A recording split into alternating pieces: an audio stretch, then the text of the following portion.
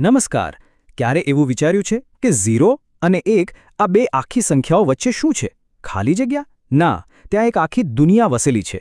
આજે આપણે એ જ દુનિયાની એટલે કે સમમેય સંખ્યાઓની સફર કરવાના છીએ. તો ચાલો શરૂ કરીએ.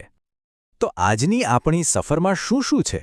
સૌથી પહેલાં તો આપણે જાણીશું કે આ સમમેય સંખ્યાઓ છે શું, પછી એમના અલગ અલગ સ્વરૂપો અને સમકક્ષ રૂપો જોઈશું. એમને સંખ્યા રેખા પર ક્યાં મૂકવી એ પણ સમજીશું. અને હા, એમના સરવાળા, બાદબાકી, ગુણાકાર અને ભાગાકાર આ બધું કેવી રીતે થાય એ પણ જોઈશું. તો ચાલો શરૂઆત કરીએ એકદમ મૂળભૂત સવાલથી. આ સમમેય સંખ્યાઓની જરૂર જ શા માટે પડી? એવું તો શું હતું કે આપણે એની શોધ કરવી પડી? ચાલો એની પાછળનું કારણ શોધીએ. જરા વિચારો, 0 અને 1 આ બેની વચ્ચે કઈ સંખ્યાઓ હોય? આપણને પૂર્ણાંકો તો ખબર છે, 0, 1, 2, 3, પણ એમની વચ્ચે જે ખાલી જગ્યા દેખાય છે એનું શું? બસ આ જ સવાલ છે જે આપણને અપૂર્ણાંકોની દુનિયાના દરવાજા સુધી લઈ જાય છે.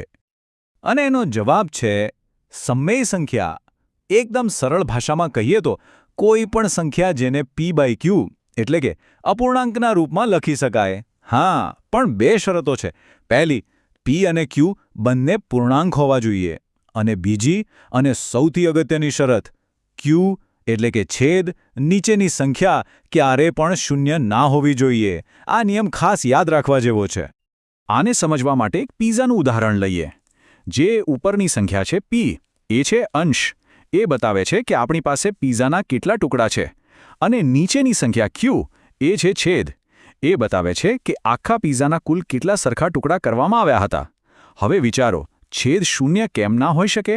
શું કોઈ પિઝાના શૂન્ય ટુકડા કરી શકે? ના, એ તો અશક્ય છે. બસ ગણિતમાં પણ એવું જ છે. ચાલો હવે આગળ વધીએ. સમમેય સંખ્યાઓના પણ જુદા જુદા ચહેરા હોય છે. મતલબ કે એ દેખાવમાં કદાચ અલગ લાગે, પણ એમનું મૂલ્ય, એમની કિંમત એક જ હોય છે. હવે વાત કરીએ નિશાનીની. નિયમ એકદમ સીધો સાદો છે. જો અંશ અને છેદ બંનેની નિશાની સરખી હોય, એટલે કે બંને પ્લસ હોય કે બંને માઇનસ, તો જવાબ હંમેશા ધન એટલે કે પોઝિટિવ આવશે. અને જો બંનેની નિશાની અલગ અલગ હોય તો જવાબ ઋણ એટલે કે નેગેટિવ. બસ આટલું જ સરળ છે. અહીંયા એક બહુ જ રસપ્રદ વાત છે, સમકક્ષતા. અહીં જુઓ, 1/2, 2/4 અને 5/10. આ ત્રણેય દેખાવમાં બિલકુલ અલગ છે, બરાબર? પણ વાસ્તવમાં આ ત્રણેયનો અર્થ અડધું જ થાય છે. આ કેવી રીતે શક્ય છે? બહુ સહેલું છે. તમે કોઈ પણ અપૂર્ણાંકના અંશ અને છેદને એક જ સરખી સંખ્યાથી ગુણો તો તમને એના જેવો જ એટલા જ મૂલ્યનો બીજો અપૂર્ણાંક મળશે. ઓકે, તો હવે આ બધી સંખ્યાઓને એમના સાચા ઘરમાં મૂકવાનો સમય આવી ગયો છે. અને એમનું ઘર છે સંખ્યા રેખા. ચાલો જોઈએ કે સંખ્યા રેખા પર આ બધી સંખ્યાઓ ક્યાં રહે છે અને એકબીજાથી કેટલી નજીક કે દૂર છે. ચાલો સંખ્યા રેખા પર થોડું ઝૂમ ઇન કરીએ. અહીંયા બે સંખ્યાઓ પર ધ્યાન આપીએ. 1/2 એટલે કે અડધું અને 3/4 એટલે કે પોણો. જોવામાં તો એમની વચ્ચે બહુ જ નાનકડી જગ્યા લાગે છે, બરાબર ને? પણ સવાલ એ છે કે આટલી નાની જગ્યામાં આ બે સંખ્યાઓની વચ્ચે બીજી કેટલી સંખ્યાઓ શોધી શકાય? પહેલી નજરે તો સવાલ બહુ સહેલો લાગે છે, પણ એનો જવાબ કદાચ ચોંકાવી દેશે. શું લાગે છે? 1, 10 કે પછી 100? જવાબ છે અનંત. હા, ઇન્ફિનિટ. કદાચ વિશ્વાસ ના આવે, પણ આ હકીકત છે. કોઈ પણ બે સમમેય સંખ્યાઓ લઈ લો, ભલે એ એકબીજાની ગમે તેટલી નજીક કેમ ના હોય, એમની વચ્ચે હંમેશા અનંત સંખ્યાઓ છુપાયેલી હોય છે. આના પરથી ખ્યાલ આવે કે આપણી સંખ્યા રેખા ખરેખર કેટલી બધી ગીચ છે.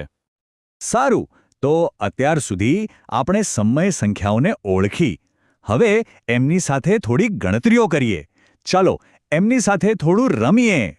શરૂઆત કરીએ સરવાળા અને બાદબાકીથી. બાદબાકી પર જઈએ એ પહેલાં એક નાનો પણ બહુ જ મહત્વનો કોન્સેપ્ટ સમજી લઈએ, વિરોધી ઘટક. આ કંઈ અઘરું નથી. આ ફક્ત એ જ સંખ્યા છે, પણ વિરુદ્ધ નિશાની સાથે.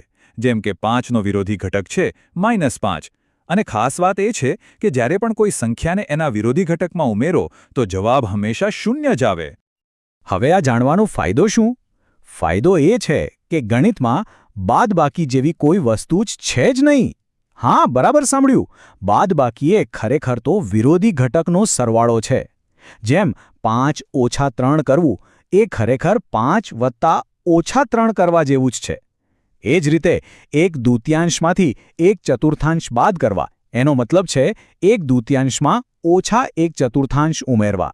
આ એક ટ્રીક બાદબાકીને એકદમ સરળ બનાવી દે છે. ચાલો હવે આપણે ગણિતની ટૂલકિટના છેલ્લા 2 સાધનો પણ જોઈ લઈએ, ગુણાકાર અને ભાગાકાર. જોઈએ કે સમય સંખ્યાઓ સાથે એ કેવી રીતે કામ કરે છે. ગુણાકાર તો કદાચ સૌથી સહેલી વસ્તુ છે.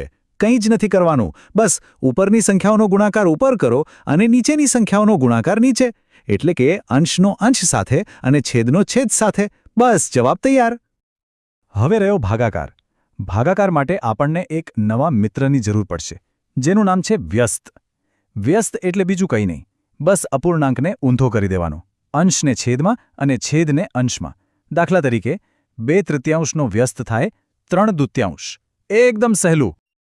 અને અહીંયા પણ એક જાદુઈ ટ્રીક છે. જેમ બાદબાકીએ સરવાળો હતો, એમ ભાગાકારે ગુણાકાર છે. તમારે ભાગાકાર કરવા માટે બસ એટલું જ કરવાનું છે કે જે સંખ્યા વડે ભાગવાનું છે એનો વ્યસ્ત શોધીને એના વડે ગુણાકાર કરી નાખવાનો. એટલે કે 1/2ને 3/4 વડે ભાગવાને બદલે 1/2ને 3/4ના વ્યસ્ત એટલે કે 4/3 વડે ગુણી નાખો. બસ ભાગાકાર પણ ગુણાકાર જેટલો જ સહેલો બની ગયો. તો ચાલો આખી વાતનો સારાંશ ફટાફટ જોઈ લઈએ. આપણે શું શીખ્યા? પહેલું, સમય સંખ્યાઓ એટલે p/q વાળા અપૂર્ણાંક જ્યાં q શૂન્ય ન હોય. બીજું, તે ધન, ઋણ કે સમકક્ષ હોઈ શકે છે. ત્રીજું, કોઈપણ બે સમય સંખ્યાઓ વચ્ચે અનંત સંખ્યાઓ હોય છે. અને છેલ્લે, બાદબાકી એટલે વિરોધી સંખ્યાનો સરવાળો અને ભાગાકાર એટલે વ્યસ્ત સંખ્યા વડે ગુણાકાર. આટલા મુખ્ય મુદ્દાઓ છે. અને હવે જતા જતા એક વિચારવા જેવો સવાલ. આપણે એ તો જોયું કે સમય સંખ્યાઓ સંખ્યા રેખા પર એકદમ ગીચોગીચ ભરેલી છે. પણ શું એમણે આખી સંખ્યા રેખાને ભરી દીધી છે? શું કોઈ ખાલી જગ્યા બચી છે? શું એવી કોઈ સંખ્યાઓ હોઈ શકે જેને p/q એટલે કે સાદા અપૂર્ણાંક તરીકે લખી જ ન શકાય? આ સવાલનો જવાબ ગણિતના એક નવા જ રોમાંચક પ્રકરણના દરવાજા ખોલશે. આના પર જરૂર વિચારજો.